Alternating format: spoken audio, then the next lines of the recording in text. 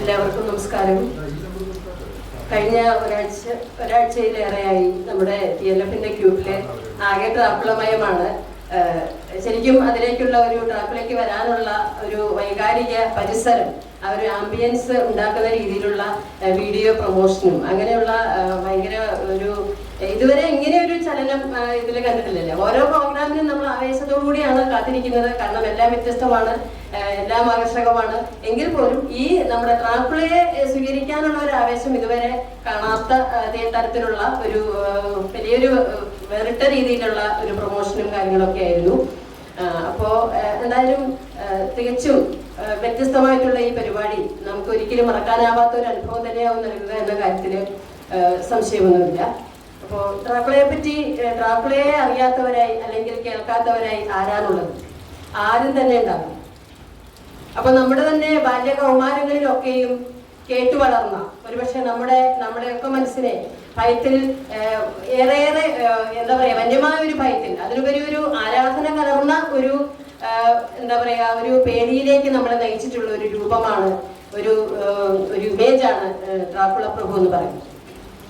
അപ്പോൾ ആ നോവൽ വായിക്കുമ്പോൾ അത് ശരിക്കും 1897 ബ്രാം സ്റ്റോക്കർ അത് ഇറക്കിയതിന് അതിന്റെ മഷിപുരണ്ടതിന് ശേഷം ട്രാക്കുള എന്ന് പറയുന്നത് നമ്മുടെ എല്ലാവരുടെയും മനസ്സിലെ രക്തരക്ഷസ് അല്ലെങ്കിൽ യക്ഷി അല്ലെങ്കിൽ പ്രേതം എന്നൊക്കെ പറയുമ്പോൾ അതിന്റെ പാരമ്യത്തിലെത്തുന്ന ഒരു രൂപം എന്ന് പറയുന്നത് ശരിക്കും ട്രാക്കുള എന്ന ഒരു രൂപമാണ്.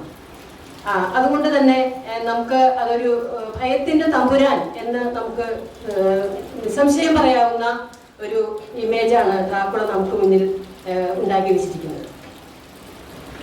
ശരിക്കും പറഞ്ഞാൽ നിശബ്ദമായ പാതിര, ചെന്നായ്ക്കളുടെ പോരീട്, കടവാകലുകളുടെ ചെറുകിടി ശബ്ദം.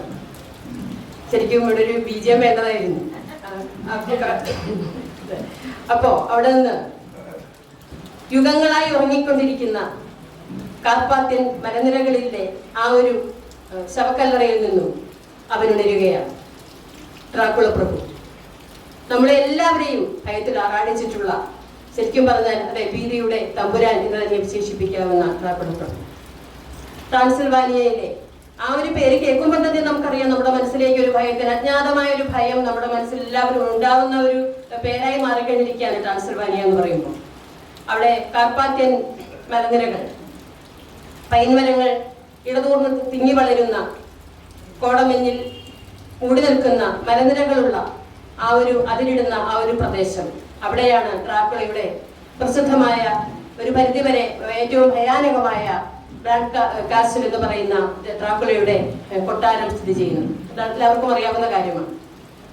ഈ നോവൽ, ഈ ഗോതിക് ഹൊറർ നോവൽ തുടങ്ങുമ്പോൾ ചരിത്രം തിരുത്തിക്കുറിച്ച ഈ ഒരു നോവലിന്റെ തുടക്കം തന്നെ ജൊനാഥൻ ഹാർക്കർ എന്ന് പറയുന്ന ഒരു സോളിസിറ്റർ ഒരു വസ്തു ഇടപാടുമായി ബന്ധപ്പെട്ട ട്രാക്കുള പ്രഭുവിനെ കാണാൻ വേണ്ടി ലണ്ടൻ നഗരത്തിൽ ഇവിടെ എത്തുന്നതാണ്. കാരണം ട്രാക്കുളയ്ക്ക് ലണ്ടൻ നഗരത്തിൽ അദ്ദേഹത്തിന് കുറച്ച് എന്താ പറയാ വസ്തുവകളൊക്കെ ആവശ്യമുണ്ട്.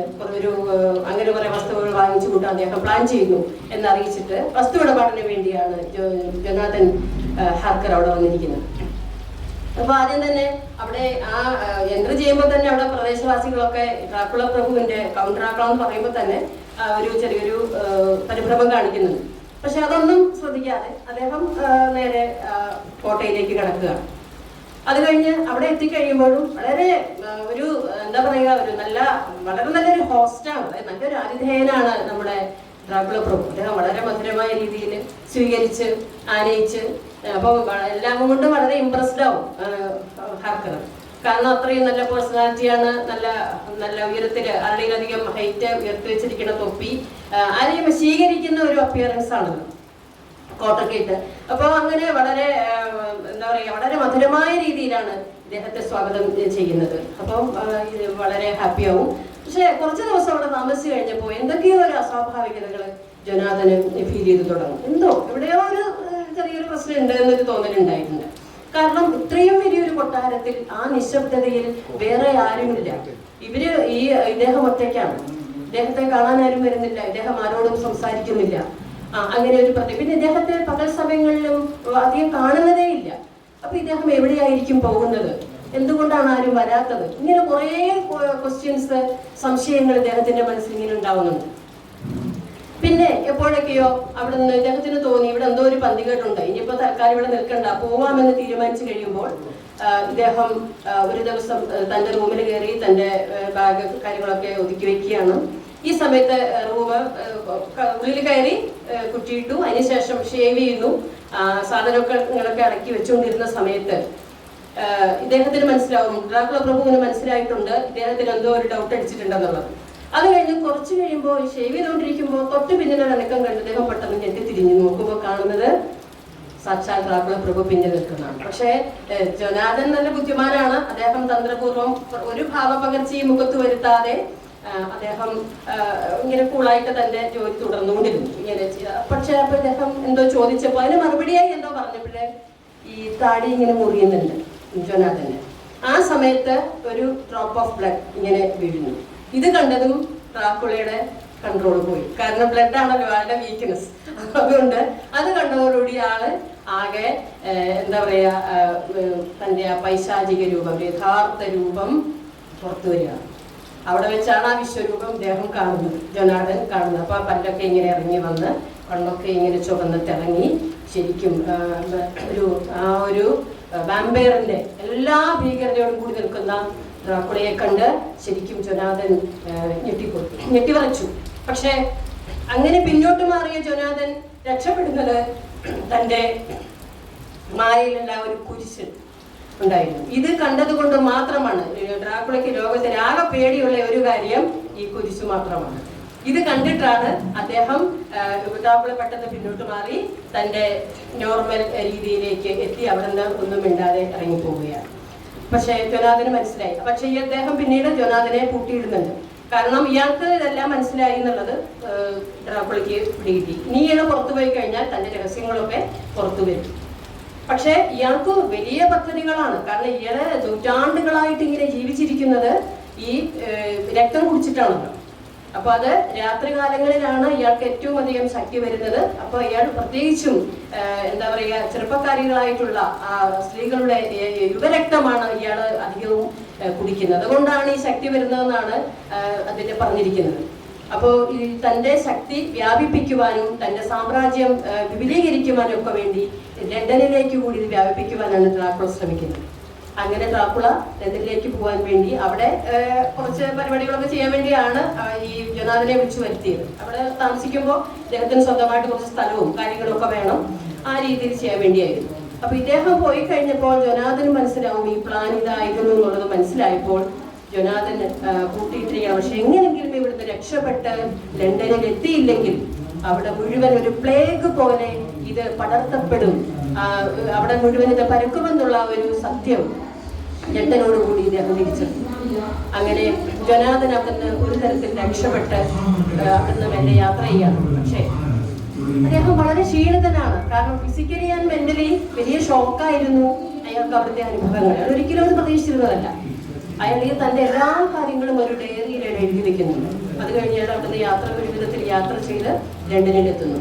ഇയാൾ എത്തുന്നതിന് മുൻപ് തന്നെ ഡ്രാക്കുള ഇവിടെ എത്തിയിട്ടുണ്ട്. അപ്പൊ അതിന്റെ കുറെ വിവരണങ്ങളൊക്കെ അതിലുണ്ട്. ഞാനത് വളരെ ചുരുക്കിയാണ് പറയുന്നത്, കാര്യം ഇവിടെ പ്രധാന പ്രഭാഷണമൊക്കെ കാത്തിരിക്കുന്നുണ്ട്. അപ്പോൾ അങ്ങനെ അദ്ദേഹം യാത്ര ചെയ്ത് അവിടെ എത്തിയപ്പോഴേക്കും ജൊനാഥന് തീരെ സുഖമില്ലാണ്ടായി അദ്ദേഹം ഒരു ഹോസ്പിറ്റലിൽ അഡ്മിറ്റ് ആവുകയാണ്. ജൊനാഥന്റെ ഫിയാൻസിയാണ് മിന ഹാർക്കർ. മിന ഹാർക്കറിന്റെ ക്ലോസ് ഫ്രണ്ടാണ് ലൂസി. ഇവരൊക്കെ നല്ല അതിസുന്ദരികളാണ്, നല്ല മിടുക്കികളായിട്ടുള്ള ആ ഒരു പ്രദേശത്തെ തന്നെ ഏറ്റവും അറിയപ്പെടുന്ന എല്ലാവരും ഇഷ്ടപ്പെടുന്ന സ്ത്രീകളാണ്, പെൺകുട്ടികളാണ്. അപ്പോൾ ഇദ്ദേഹം അവിടെ എത്തി മിനയ്ക്ക് ഒരു ലെറ്റർ അയക്കുകയാണ്. ഇതുപോലെ ഞാൻ എത്തിയിട്ടുണ്ട്, എനിക്ക് സുഖമില്ല, ഹോസ്പിറ്റലിലാണ്, ഡീറ്റെയിൽസ് പറഞ്ഞുകൊണ്ട് ലെറ്റർ അയക്കുന്നു. അതുകൊണ്ട് മിന ഇദ്ദേഹത്തെ കാണാൻ വേണ്ടി അങ്ങോട്ടേക്ക് പുറപ്പെട്ടു പോയിരിക്കുകയാണ്. അപ്പൊ ഇവിടെ ലൂസിയും ലൂസിയുടെ അമ്മയും അവരാണ് അവിടെ ഉള്ളത്. ചുരുക്കി പറഞ്ഞാൽ ലൂസിയെയാണ് ആദ്യം ഡ്രാക്കുള തന്റെ ഈ രക്തം കുടിക്കാൻ വേണ്ടി തന്റെ വിദേശത്തിന് ഇരയാക്കുന്നത്. കാര്യം ലൂസിക്ക് ഓൾറെഡി ഈ സ്വപ്നാടനം പോലെ ഇറങ്ങി നടക്കുന്ന ഒരു സ്വഭാവമുണ്ട് രാത്രിയിൽ. അപ്പൊ അതുകൊണ്ട് അത് ഇയാൾ ശരിക്കും അത് എന്താ പറയാ, അത് ആ ഒരു സ്വഭാവം എക്സ്പ്ലോയിറ്റ് ചെയ്തിട്ടാണ് ഇയാൾ അത് ചെയ്യുന്നത്. പിന്നെ അങ്ങനെ ഡ്രാക്കുളയെ ഒരു പ്രാവശ്യം രക്തം കുടിച്ചിട്ടുണ്ടെങ്കിൽ അവരൊക്കെ വാമ്പേഴ്സായി മാറും എന്നാണ് ചരിത്രം. പിന്നെ ഇയാളുടെ അടിമകളാണല്ലോ. അവർ പറയുന്നത് ഇയാൾ എന്താണോ പറയുന്നത് അതനുസരിച്ച് അവർ നിൽക്കും എന്നുള്ളതാണ് പറയുന്നത്. അപ്പൊ അങ്ങനെ ഇവരെ സംബന്ധിച്ചിടത്തോളം ലൂസി അവസാനം ഇങ്ങനെ ലൂസി മരണപ്പെടുകയാണ്. അതെല്ലാം കഴിഞ്ഞ് ഏറ്റവും അവസാനം എന്താ പറയാ, ഇയാള് ഇങ്ങനെ അവിടെ ഒരു പ്രൊഫസർ ഉണ്ട്, ഒരു പ്രൊഫസർ വാൻ ഹേസിംഗ്. ഞാൻ ഡീറ്റെയിൽ ആയിട്ട് പറയുന്നില്ല കേട്ടോ, കാരണം എല്ലാവർക്കും അറിയാവുന്നതാണല്ലോ, പ്രധാന കാര്യങ്ങൾ മാത്രം. വാൻ ഹേസിംഗ് എന്ന് പറയുന്ന പ്രൊഫസർ ഉണ്ട്, അദ്ദേഹത്തിന് ഇതേപ്പറ്റിയൊക്കെ ഒരു വിളിയുള്ള ഒരാളാണ്. അപ്പൊ അദ്ദേഹം ഇത് കുറെ പഠിക്കുമ്പോൾ അദ്ദേഹത്തിനും മനസ്സിലാവും ഇവിടെ, കാരണം ഈ ഡ്രാക്കുള വന്നപ്പോൾ തന്നെ അതിനുശേഷം അവിടെ ഒരുപാട് അസ്വാഭാവികമായിട്ടുള്ള കാര്യങ്ങൾ ഉണ്ടാവുന്നുണ്ട്. കാരണം ഇയാൾ അവിടുന്ന് വന്നപ്പോൾ തന്നെ ഇയാൾ കുറെ ശവപ്പെട്ടികൾ, ഒരു 50ഓളം ശവപ്പെട്ടികൾ ഇയാള് കപ്പലിൽ കയറ്റി വയ്ക്കുന്നുണ്ട്. കാരണം ഈ ശവപ്പെട്ടികളിൽ അല്ലാതെ ഇയാൾക്ക് ഉറങ്ങാൻ സാധിക്കില്ല ഡ്രാക്കുളയ്ക്ക്. കാരണം അതിലിങ്ങനെ മണ്ണ് നിറച്ചിട്ടുണ്ട്, ട്രാൻസിൽവാനിയയിലെ മണ്ണ് നിറച്ചിട്ടുണ്ട്, അതിന്റെ ഉള്ളിലാണ് ഇയാൾ ഉറങ്ങുന്നത്. അതാണ് ഇയാളുടെ ശക്തി. അപ്പൊ അതുകൊണ്ട് ഇയാൾ അതൊക്കെ സെറ്റപ്പ് ആക്കിയിട്ടാണ് അവിടുന്ന് ഇങ്ങനെ പോന്നിരിക്കുന്നത്. അങ്ങനെ പക്ഷെ അതില് കപ്പിത്താൻ പറയുന്നുണ്ട്, ഇയാൾ ഇതിൽ കയറിയപ്പോൾ മുതല് ഭയങ്കരമായിട്ടുള്ള നെഗറ്റീവ് ആയിട്ടുള്ള സംഭവങ്ങളായിരുന്നു നടന്നിരുന്നു. കംപ്ലീറ്റ് ഒരു നെഗറ്റീവ് എനർജി ആയിരുന്നു, ഒക്കെ പ്രശ്നങ്ങളായിരുന്നു. കപ്പലടിയുരയുന്നു, മൂടൽമഞ്ഞ് പരക്കുന്നു, യാത്ര ആകെ ഡിലേ ആകുന്നു. പക്ഷെ ഏറ്റവും ഈ മഞ്ഞിന്റെ മറവിലൊക്കെ സംഭവിക്കുന്ന കാര്യമെന്ന് പറഞ്ഞാൽ അതിനകത്തുണ്ടായിരുന്ന എല്ലാ യാത്രക്കാരെയും ഇയാള് രക്തം കുടിക്കുന്നുണ്ട്, മരിക്കുകയാണ്, എല്ലാവരും കൊല്ലുകയാണ് ഇയാൾ. ഇതൊന്നും ആരും പുറത്തേക്ക് അറിയുന്നില്ല. കപ്പലിലാണല്ലോ, എല്ലാ യാത്രക്കും ഒരു സംശയമില്ലാത്ത രീതിയിൽ പിന്നോട്ട് വിളിച്ചുകൊണ്ട് പോവുക, പിന്നെ അവർ തിരിച്ചു വരില്ല. അങ്ങനെ അങ്ങനെ അങ്ങനെ അവരെ ഇതിന് പെട്ടുപോകുന്ന ഒരു അവസ്ഥയാണ് കണ്ടത്. അങ്ങനെ ഏറ്റവും അവസാനം അങ്ങനെയാണ് ഇയാൾ ലണ്ടനിലെത്തുന്നത്. അങ്ങനെ ഡ്രാക്കുള ലണ്ടനിലെത്തി, ലൂസി ഇങ്ങനെ കൊല്ലപ്പെടുന്നു. അതിനുശേഷം ഇവർ ഈ ഒരു സംഘം തങ്ങളെ ഇങ്ങനെ ഉപയോഗിക്കുന്നുണ്ട് എന്ന് മനസ്സിലായി. അപ്പോ അങ്ങനെ ഏറ്റവും അവസാനം എന്ന് പറയുന്നത് ശരിക്കും പറഞ്ഞാൽ ഈ ഒരു സംഘം ഡ്രാക്കുളയ്ക്കെതിരായിട്ടുള്ള ഒരു സംഘം ഇയാളെ കീഴ്പ്പെടുത്തുന്ന രീതിയിലാണ്. ഇയാൾ വീണ്ടും ലണ്ടനിൽ നിന്ന് രക്ഷപ്പെട്ട് ട്രാൻസിൽവാനിയയിലേക്ക് പോവുകയാണ്. കാര്യം ഇവിടെ നിന്ന് നിൽക്കാൻ പറ്റില്ല എന്ന് മനസ്സിലായി. അത് കഴിഞ്ഞിട്ട് അവിടെ വെച്ച് ഇയാളെ തന്ത്രപരമായ രീതിയിൽ ഈ ശവപ്പെട്ടിയിൽ നിന്ന് പുറത്തു വരുന്നതിന് മുൻപ് തന്നെ അയാളെ അവിടെ വെച്ച് കൊല്ലുന്ന രീതിയിലാണ് അത് കഴിഞ്ഞിട്ട് ഈ കുരിശപ്പവും അതുപോലെ വെളുത്തുള്ളി പൂക്കളും ഒക്കെ വിതറി ഇയാളെ ഉച്ചാടനം ചെയ്തതായിട്ടാണ് ഡ്രാക്കുള എന്ന കഥ, നോവൽ അവിടെ അവസാനിക്കുന്നത്. അതെല്ലാവർക്കും ഇതിൽ കുറെയെങ്കിലും എല്ലാവരും അറിഞ്ഞിട്ടുള്ള കാര്യം തന്നെയാണ്. ഇത് ശരിക്കും പറഞ്ഞാൽ 1992 ഒരു അമേരിക്കൻ ഫിലിം ഇതിനെ ബേസ് ചെയ്ത് ഇറങ്ങിയതിന് ശേഷമാണ് ഇത് ലോകം മുഴുവൻ ഈ ഒരു ഡ്രാക്കുള എന്നുള്ള ഒരു ഭീതി ലോകം മുഴുവൻ നിറഞ്ഞത്. അതിനുശേഷം ശരിക്കും ഈ ഒരു ബ്രാൻ കാസൽ കാണുവാൻ വേണ്ടി ലോകത്തുനിന്ന് എല്ലാവരും അങ്ങോട്ടേക്ക് വന്നു തുടങ്ങി. അത്രയും ഫേമസ് ആയി ബ്രാൻ കാസൽ കാണാൻ വേണ്ടി. അപ്പോ ആ ഒരു കഥയുമായി ബന്ധപ്പെടുത്തി പറയുമ്പോൾ ഒരു വ്ളാഡ് മൂന്നാമൻ, എങ്ങനെയാണ് ഈ ഡ്രാക്കുള എന്ന പേര് ഈ കഥയ്ക്ക് കിട്ടിയത് എന്നുള്ള ഒരു ചോദ്യം വരുന്നുണ്ടായിരുന്നു. ഡ്രാക്കുള എന്ന പേര് എങ്ങനെ ഈ കഥയ്ക്ക്, ഈ ഒരു നോവലിന് എങ്ങനെയാണ് ആ പേര്, അതിന്റെ ഇൻസ്പിറേഷൻ എന്തായിരുന്നു എന്ന് പറയുമ്പോൾ, പണ്ട് മധ്യ റൊമാനിയയിലെ ഒരു വ്ളാഡ് III എന്ന ഒരു പ്രിൻസ് ഉണ്ടായിരുന്നു. അദ്ദേഹം രക്തദാഹിയായ ഒരു പ്രിൻസ് ആയിരുന്നു എന്നാണ് പറയപ്പെടുന്നത്. തന്റെ ഒട്ടോമൻ തുർക്കികളിൽ നിന്നും തന്റെ സാമ്രാജ്യത്തെ രക്ഷിക്കുവാൻ വേണ്ടി അദ്ദേഹം ധീരമായ യുദ്ധങ്ങൾ നടത്തി. അതുകൊണ്ട് തന്നെ 2 ഇമേജിലാണ് വ്ളാഡ് മൂന്നാമൻ അറിയപ്പെട്ടത്. അത് ഒന്ന്, ചില ആൾക്കാർ അദ്ദേഹത്തിന്റെ ശത്രുക്കൾ അദ്ദേഹത്തെ പറഞ്ഞിരുന്നത് സാത്താന്റെ അവതാരമായ ഒരു സൈക്കോ എന്ന് പറഞ്ഞപ്പോൾ, വേറൊരു വിഭാഗം പറഞ്ഞിരുന്നത് തങ്ങളുടെ രാജ്യത്തെ രക്ഷിക്കാൻ വേണ്ടി പിറന്ന ധീരനായ പോരാളി എന്നുമായിരുന്നു. അപ്പൊ അങ്ങനെ 2 ഇമേജും നിറഞ്ഞ ഒരു വ്യക്തിയായിരുന്നു വ്ളാഡ് മൂന്നാമൻ. അദ്ദേഹത്തിന്റെ അച്ഛൻ, അദ്ദേഹം ഒരു 1862 ഒരു പ്രധാനപ്പെട്ട യുദ്ധം ജയിച്ചതിന് ശേഷം തന്റെ കൊട്ടാരത്തിൽ മടങ്ങിയെത്തിയപ്പോഴാണ് ഒരു ദുരന്ത വാർത്ത അറിയുന്നത്. അദ്ദേഹം യുദ്ധത്തിൽ പരാജയപ്പെട്ടു എന്ന ഒരു വ്യാജ വാർത്ത ഇറക്കി. അവിടെ അദ്ദേഹത്തിന്റെ ഭാര്യ തരികയും അദ്ദേഹത്തിന്റെ ഭാര്യയായിട്ടുള്ള എലിസബത്ത അവിടെ ഡാന്യൂബ് നദിയിലേക്ക് ചാടി ആത്മഹത്യ ചെയ്യുകയും ചെയ്യുക. ഇദ്ദേഹം തിരിച്ചു വരുമ്പോൾ ഈ വിവരമാണ് അറിയുന്നത്. അപ്പൊ അദ്ദേഹം അത് കേട്ട് ആകെ തകർന്നുപോയി. തന്റെ സാമ്രാജ്യം നഷ്ടപ്പെട്ടു, തന്റെ കുടുംബം നഷ്ടപ്പെട്ടു. അപ്പൊ അതിന് പ്രതികാരം ചെയ്യുമെന്ന് ഈ വ്ളാഡ് മൂന്നാമൻ തീരുമാനിച്ചു. അദ്ദേഹം അപ്പൊ അന്ന് പറഞ്ഞു എന്നാണ് പറയുന്നത്, ഒരു വാറോരയിൽ അദ്ദേഹം എഴുതി വെച്ചു എന്ന് പറയപ്പെടുന്നു. ഇതിന് ഞാൻ പ്രതികാരം ചെയ്യും, നാളെ ഞാൻ മരിച്ചാലും എന്നെ വധിച്ചാലും ഞാൻ ഉയർത്തെഴുന്നേൽക്കും, എന്നിട്ട് എന്നെ ഇല്ലാതാക്കിയ ഓരോരുത്തരെയും രക്തം കുടിക്കുമെന്ന് വ്ളാഡ് മൂന്നാമൻ പറഞ്ഞുവെന്ന് ചരിത്രത്തിൽ പറയുന്നുണ്ട്.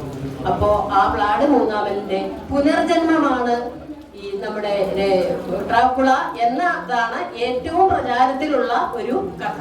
എന്നാൽ അതിനെ ഖണ്ഡിക്കുന്ന രീതിയിലുള്ള ഒരുപാട് കഥകൾ വേറെയും വന്നിട്ടുണ്ട്. അതൊക്കെ ഇവിടെ പിന്നീട് പറയും. ഇപ്പൊ ഈ ഏറ്റവും അടുത്തായിട്ട് എലിസബത്ത് മില്ലർ എന്ന് പറയുന്ന പണ്ഡിതയും ഗവേഷകയുമായിട്ടുള്ള അവര് ഡ്രാക്കുളയിൽ ഗവേഷണം ചെയ്യുന്ന ആരാണ്. Dracula the sense and non sense എന്ന് പറയുന്ന അവരുടെ പ്രബന്ധത്തില് വേറെ ഒരു കഥയാണ് അവർ പറയുന്നത്. വ്ളാഡ് മൂന്നാമനെ കണ്ടിട്ടില്ല, പക്ഷെ ഓർഡർ ഓഫ് ദി ഡ്രാക്കുൾ എന്ന് പറയുന്ന ഇദ്ദേഹത്തിന്റെ അച്ഛൻ ജോലി ചെയ്തിരുന്ന പടത്തലവനായിരുന്ന ഒരു സഖ്യമുണ്ടായിരുന്നു. അതിൽ നിന്ന് വന്നതാണ് ഈ പേര്. ഡ്രാക്കുൾ എന്ന് പറഞ്ഞാൽ ചെകുത്താൻ എന്നാണ് അർത്ഥം. ഇംഗ്ലീഷിൽ അത് മാറുമ്പോൾ ശരിക്കും ഡ്രാക്കുള എന്നായി മാറും. ആ ഒരു പേരിന്റെ എന്താ പറയുക, അതിനോട് ഇഷ്ടം കൊണ്ടാണ്, അത് വായിച്ചപ്പോൾ കിട്ടിയ ഒരു താല്പര്യം കൊണ്ടാണ് ഈ പേര് വന്നതെന്നാണ് എലിസബത്ത് മില്ലർ തന്റെ പുസ്തകത്തിൽ പറഞ്ഞിരിക്കുന്നത്. അങ്ങനെ ഒരുപാട് വേർഷൻസ് അതിനുണ്ട്. ഇതൊന്നും അല്ല എന്ന് പറയുന്നവരുണ്ട്. അപ്പൊ അങ്ങനെ എന്തായാലും ഈ ചരിത്രം ഇപ്പോഴും കൗതുകം ജനിപ്പിച്ചുകൊണ്ടേയിരിക്കുന്ന ഒരു സംഭവം തന്നെയാണ് നമ്മുടെ ഡ്രാക്കുള പ്രഭു എന്നതില് യാതൊരു സംശയവുമില്ല. അപ്പോ ഇതാണ് ഡ്രാക്കുളയെ പറ്റി പറയാനായിട്ടുള്ളത്. പിന്നെ ഇനി കൂടുതൽ കാര്യങ്ങൾ ഡ്രാക്കുളയെ പറ്റിയുള്ള കൂടുതൽ കാര്യം. അതുപോലെ തന്നെ അദ്ദേഹം ഒരു റൊമാൻറ്റിക് ഹീറോ ആയിട്ടും ഇതിൽ പ്രത്യക്ഷപ്പെടുന്നുണ്ട്. പിന്നീട് വന്ന പല ചലച്ചിത്രങ്ങളിലും ഏതാണ്ട് 700ഓളം വേർഷൻസ് ഉണ്ടായിട്ടുണ്ട്. നാടകങ്ങളായിട്ടും ചലച്ചിത്രങ്ങളായിട്ടും ഒക്കെ 700ഓളം വേർഷൻസ് ഇതിൽ ഉണ്ടായിട്ടുണ്ട്. അതിലൊക്കെ അദ്ദേഹം ഒരു റൊമാൻറ്റിക് ഹീറോ ആയിട്ടും ഡ്രാക്കുളയുടെ ആ ഒരു വശം, ഒരു ഡാർക്ക് റൊമാൻസ് എന്നും അതിനെ വിശേഷിപ്പിക്കുന്നുണ്ട്. മിനയോട് അദ്ദേഹത്തിന് പ്രണയം തോന്നുന്നുണ്ട്. മിനയോട് അദ്ദേഹം പറയുന്നുണ്ട്, if you love me I will love you and that love will be eternal. I will give you everlasting love and life എന്ന് പറയുന്നു. അതുപോലെ മിനിയോട് പറയുന്നു, we can be together, walk by the sea. There we can talk freely and we can build castles in the air എന്നാണ് പറയുന്നത്. അത്രയും റൊമാൻറ്റിക്കായ ഒരു ഡ്രാക്കുളയെയും നമ്മൾ കാണുന്നുണ്ട്. അങ്ങനെ പല പല ഘടകങ്ങൾ ചേരുന്ന ഒരു അമാനുഷികനായിട്ടുള്ള ഒരു എന്താ പറയാ, അതിഭീകരനാണെങ്കിൽ പോലും അമാനുഷികനായ, നമ്മൾ ഒരേ സമയം ആരാധനയും ഭയവും നേടിയെടുക്കുന്ന ഒരു ക്യാരക്ടറാണ് ഡ്രാക്കുള. അദ്ദേഹത്തെ പറ്റിയുള്ള കൂടുതൽ കാര്യങ്ങൾ ഇവിടെ ഇനി സംസാരിക്കും. ഞാനിനി എൻ്റെ മറ്റൊരു കടമയിലേക്ക് കൂടി കടക്കുകയാണ്. ആദ്യമായിട്ട് സ്വാഗതം ചെയ്യുക എന്നുള്ളതാണ് എൻ്റെ പ്രധാനപ്പെട്ട കർത്തവ്യം. നമ്മുടെ പരിപാടിയുടെ അധ്യക്ഷനായിട്ടുള്ള നമ്മുടെ എല്ലാവരുടെയും പ്രിയങ്കരനായ ഉണ്ണിയേട്ടനെ പറ്റി ഒരു ആമുഖത്തിന്റെ ആവശ്യമൊന്നും ഇല്ല. അദ്ദേഹമാണ് നമ്മുടെ സാഹിതിയുടെ പടത്തലവൻ. എല്ലാ രീതിയിലും സാഹിതിയെ മുന്നോട്ട് നയിച്ചുകൊണ്ടിരിക്കുന്ന കേരളത്തിലെ തന്നെ ഏറ്റവും ഒന്നാമത്തെ സാഹിത്യ സാംസ്കാരിക പ്രസ്ഥാനമായി സാഹിതിയെ TLF-നെ വളർത്തിക്കൊണ്ടുവരുന്ന വ്യക്തിയാണ് അദ്ദേഹം. നോവലിസ്റ്റ്, ചെറുകഥാകൃത്ത്, ഗായകൻ, സാംസ്കാരിക പ്രവർത്തകൻ, പ്രഭാഷകൻ, എല്ലാ രീതിയിലും മുന്നിട്ട് നിൽക്കുന്ന നമ്മുടെ പ്രിയങ്കരനായ ഉണ്ണിയേട്ടനെ ഞാൻ സ്നേഹപൂർവ്വം സ്വാഗതം ചെയ്യുന്നു. അടുത്തതായി ഈ പരിപാടി ഉദ്ഘാടനം ചെയ്യുന്ന ശ്രീമതി സിജിത അനിലാണ്. അദ്ദേഹം നേരത്തെ ഉണ്ണിയേട്ടനോട് സൂചിപ്പിച്ചിരുന്നു, ഇന്ന് ഹൊറർ നോവൽ ചരിത്രത്തില് ഒരു സ്ത്രീ സാന്നിധ്യം, അതായത് ഒരു സ്ത്രീ നോവലിസ്റ്റ് ആയിട്ട്, വിമൻ നോവലിസ്റ്റ് ആയിട്ട് ഏറ്റവും അധികം വേറിട്ട് നിൽക്കുന്ന ഒരു വ്യക്തിത്വമാണ് ശ്രീമതി സിജിത. അതിൽ നമുക്ക് ഓരോരുത്തർക്കും അഭിമാനിക്കാം. അത് മാത്രമല്ല, എല്ലാ രംഗത്തും വ്യക്തിമുദ്ര പതിപ്പിച്ചിട്ടുള്ള ആളാണ്. കഥ എഴുതാറുണ്ട്, കവിയാണ്. ശ്രീമതി സിജിതയുടെ ഒരു കവിതാ സമാഹാരം നമ്മുടെ ഹോൺബില്ലാണ് പബ്ലിക്കേഷൻസ് ആണ് പ്രസിദ്ധീകരിച്ചിട്ടുള്ളത്. കടലിന്റെ മഷിക്കുപ്പി എന്ന പേരിലുള്ള മനോഹരമായ ഒരു കവിതാ സമാഹാരമാണ്. അതുപോലെ സംസ്ഥാന ബാലസാഹിത്യ പ്രസ്ഥാനത്തിന്റെ അതിലെ ഒരു അംഗം കൂടിയാണ് സിജിത. പ്രഭാഷകയാണ്, സാംസ്കാരിക പ്രവർത്തകയാണ്. അങ്ങനെ എല്ലാ രംഗത്തും മികച്ച വ്യക്തിത്വം പുലർത്തി നിൽക്കുന്ന ഒരാളാണ്. സിജിതയുടെ ഏറ്റവും പുതിയ നോവലാണ് പരകായ പ്രവേശം. അതും ഏറെ ചർച്ച ചെയ്യപ്പെട്ടുകൊണ്ടിരിക്കുന്ന ഒരു നോവലാണ്. അതിന്റെ 2ാം ഭാഗവും ഉടൻ തന്നെ ഇറങ്ങുന്നതാണ്. അപ്പൊ സിജിത അതിനെ ഏറ്റവും സ്നേഹത്തോടു കൂടി ഈ പരിപാടിയിലേക്ക് സ്വാഗതം ചെയ്യും. അടുത്തതായി നമ്മുടെ അപ്രതീക്ഷിത അതിഥി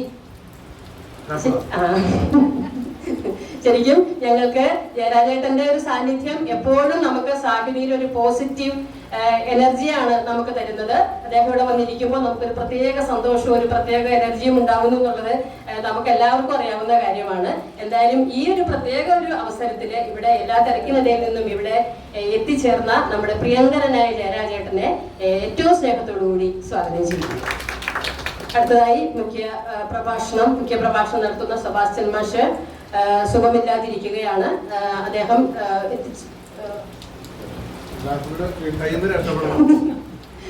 അദ്ദേഹം പാവം വളരെ ആത്മാർത്ഥമായി അതിനു വേണ്ടി ശ്രമിച്ചുകൊണ്ടിരിക്കുകയായിരുന്നു. കാരണം എപ്പോഴും ചിരിച്ച് വളരെ തമാശയൊക്കെ പറഞ്ഞ് നടക്കുന്ന നമ്മുടെ ഗ്രൂപ്പിനെയൊക്കെ വളരെ സജീവമാക്കി നിർത്തുന്ന ആളാണ്. പക്ഷെ ആളെന്താ ചെയ്യുക, ചില വീഡിയോ കണ്ട് അദ്ദേഹത്തിന്റെ ധൈര്യം ചോർന്നു പോയി എന്നാണ് നമ്മുടെ പ്രസിഡന്റ് ഇവിടെ പറഞ്ഞിരിക്കുന്നത്.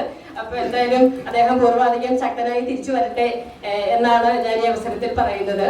പിന്നെ അദ്ദേഹത്തിന്റെ അഭാവത്തിലും ഞാൻ ഏതായാലും അദ്ദേഹത്തെ സ്നേഹപൂർവ്വം സ്വാഗതം ചെയ്യുകയാണ്. ഏത് സമയത്തും അദ്ദേഹത്തിന് കടന്നു വരാൻ എല്ലാ രംഗത്തും ഇതേപോലെ തന്നെ ചലച്ചിത്ര സിനിമാ രംഗത്തൊക്കെ അതിനെക്കുറിച്ചുള്ള പ്രബന്ധങ്ങളും ഒക്കെ എഴുതി ഒരുപാട് ശ്രദ്ധേയമായ കാര്യങ്ങൾ ചെയ്തിട്ടുണ്ട്. ചലച്ചിത്ര ഗാനങ്ങളെ കുറിച്ചുള്ള അധികരിച്ചുള്ള ഒരു പ്രബന്ധത്തിനാണ് അദ്ദേഹത്തിന് ഡോക്ടറേറ്റ് ലഭിച്ചത്. കൂടാതെ അദ്ദേഹത്തിന് ഗുരുശ്രേഷ്ഠ പുരസ്കാരം ഈ അടുത്ത് ലഭിച്ചു. നമ്മുടെ ഗ്രൂപ്പിൽ എല്ലാവരും അദ്ദേഹത്തെ അഭിനന്ദിച്ചിരുന്നു. അങ്ങനെയൊക്കെയുള്ള ഒരു പ്രതിഭാശാലിയായിട്ടുള്ള സാഹിതിയുടെ സ്വന്തം സഹചാരിയാണ് അദ്ദേഹം. അടുത്തതായി നമ്മുടെ ഏവർക്കും പ്രിയങ്കരനായിട്ടുള്ള വിനോദ് മാഷാണ്. പ്രത്യേകിച്ച് പരിചയപ്പെടുത്തേണ്ട ആവശ്യമില്ല. വിനോദ് മാഷ് വേദിയിലോ അല്ലെങ്കിൽ സദസ്സിലോ ഇല്ലാത്ത ഒരു പരിപാടിയും സാഹിതിയിൽ ഉണ്ടായിട്ടുണ്ടെന്ന് എനിക്ക് തോന്നുന്നില്ല. എല്ലാ പരിപാടിക്കും ഇവിടെ നിറസാന്നിധ്യമാണ്. അദ്ദേഹം മികച്ച ഒരു പ്രഭാഷകനാണ്, ഒരു ഐഡിയൽ അധ്യാപകനാണ്, നല്ല മികച്ച സംഘാടകനാണ്. അതേപോലെ തന്നെ നമ്മുടെ TLF-ന്റെ ട്രഷററുമാണ്. അദ്ദേഹത്തെ ഏറെ സ്നേഹത്തോടുകൂടി സ്വാഗതം ചെയ്യുന്നു. അതുപോലെ തന്നെ ഇവിടെ ഇന്ന് എത്തിച്ചേർന്നിരിക്കുന്ന വിശിഷ്ട സദസ്സ്, അതിൽ ഓരോരുത്തരും ഇതുപോലെ തന്നെ പ്രതിഭ നിറഞ്ഞവരാണ്. അവരെ ഓരോരുത്തരെയും ഈ പരിപാടിയിലേക്ക് ഹൃദയപൂർവ്വം സ്വാഗതം ചെയ്തുകൊണ്ട് എൻ്റെ വാക്കുകൾ അവസാനിപ്പിക്കുന്നു. നന്ദി, നമസ്കാരം.